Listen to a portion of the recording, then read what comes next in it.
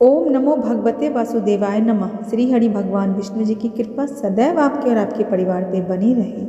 आज की इस वीडियो में आप मोक्षदा एकादशी व्रत की कथा का श्रवण करेंगे। आप सबको मोक्षदा एकादशी व्रत की हार्दिक शुभकामनाएं। जो भी भक्तगण व्रत रखते हैं या फिर नहीं रखते हैं, एकादशी के दिन कुछ नियमों का जरूर पालन करना चाहिए। अगर कहीं कथा हो रही है तो कथा भी अवश्य सुननी चाहिए। तो मोक्षदा एकादशी व्रत की कथा सुने बिना या किसी भी एकादशी व्रत में जो व्रत करते हैं उन्हें तो कथा सुननी ही चाहिए, क्योंकि व्रत का पूरा फल कथा सुनने के बाद ही मिलता है और पूरे नियम निष्ठा के साथ इस व्रत को करने से ही व्रत का पूरा फल मिलता है। तो मोक्षदा एकादशी व्रत, जो कि हर साल एक बार मोक्षदा एकादशी व्रत रखा जाता है, यह व्रत भगवान विष्णु जी को समर्पित है। मोक्षदा एकादशी का व्रत इस साल मार्गशीर्ष मास की शुक्ल पक्ष की एकादशी तिथि जो है वह 11 दिसंबर पर रखा जाएगा।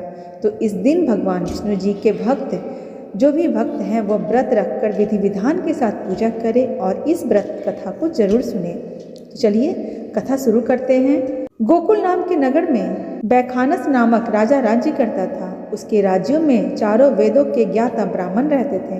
वह राजा अपनी प्रजा का पुत्रवत पालन करता था। एक बार रात्रि में राजा ने एक स्वप्न देखा कि उसके पिता नरक में हैं। उसे बड़ा आश्चर्य हुआ। प्रातः वह विद्वान ब्राह्मणों के पास गया और अपना स्वप्न सुनाया। कहा, मैंने अपने पिता को नरक में कष्ट काटते देखा है।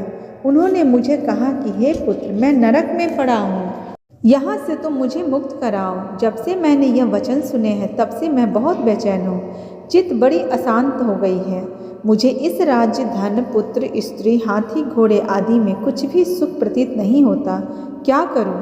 राजा ने कहा, हे ब्राह्मण देवताओं, इस दुख के कारण मेरा सारा शरीर जल रहा है। अब आप कृपा करके कोई तप, दान, व्रत आदि ऐसा उपाय बताइए जिससे मेरे पिता को मुक्ति मिल जाए। उस पुत्र का जीवन व्यर्थ है जो अपने माता पिता का उद्धार न कर सके। एक उत्तम पुत्र जो अपने माता पिता और पूर्वजों का उद्धार करता है, वह 1000 मूर्ख पुत्रों से अच्छा होता है।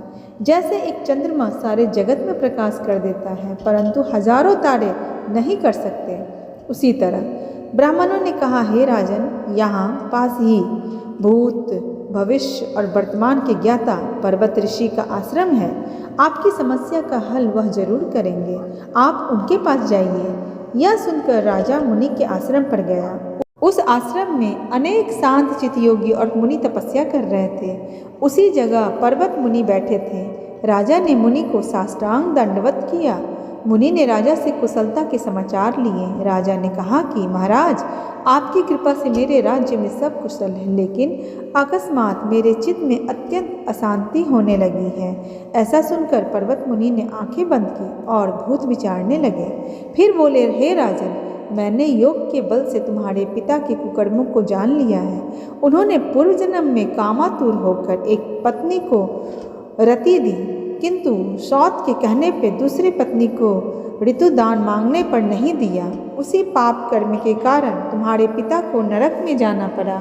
तब राजा ने कहा, इसका कोई उपाय बताइए। मुनि बोले, हे राजन, आप मार्गशीर्ष एकादशी का उपवास करें और उस उपवास के पुण्य को अपने पिता को संकल्प कर दें। उसके प्रभाव से आपके पिता की अवश्य ही नरक से मुक्ति होगी। मुनि के ये वचन सुनकर राजा महल में आया और मुनि के कहने अनुसार कुटुंब सहित मोक्षदा एकादशी का व्रत किया। इसके उपवास का पुण्य उसने अपने पिता को अर्पण कर दिया।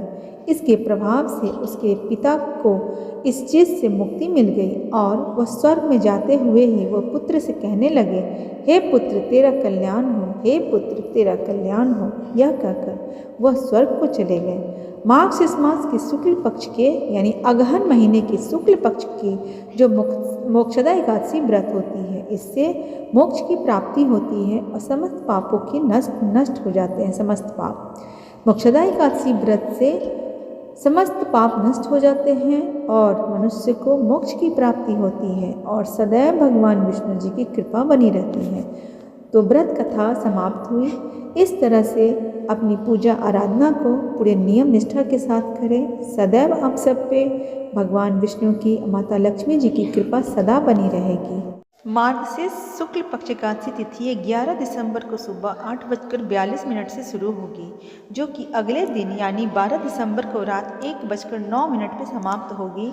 तो हिंदू धर्म में उदय तिथि को विशेष महत्व देते हुए मोक्षदा एकादशी व्रत 11 को रखा जाएगा। यहीं पारण का जो समय है वह 12 को सुबह 7:05 से सुबह 9:09 के बीच कर सकते हैं। तो पारण को भी अपने शुभ मुहूर्त में ही करें। मोक्षदा एकादशी व्रत की आप सबको ढेर सारी शुभकामनाएं। आप सबका व्रत मंगलपूर्ण तरीके से सफल हो। भगवान विष्णु जी की कृपा सदैव आप सब पे बनी रहे।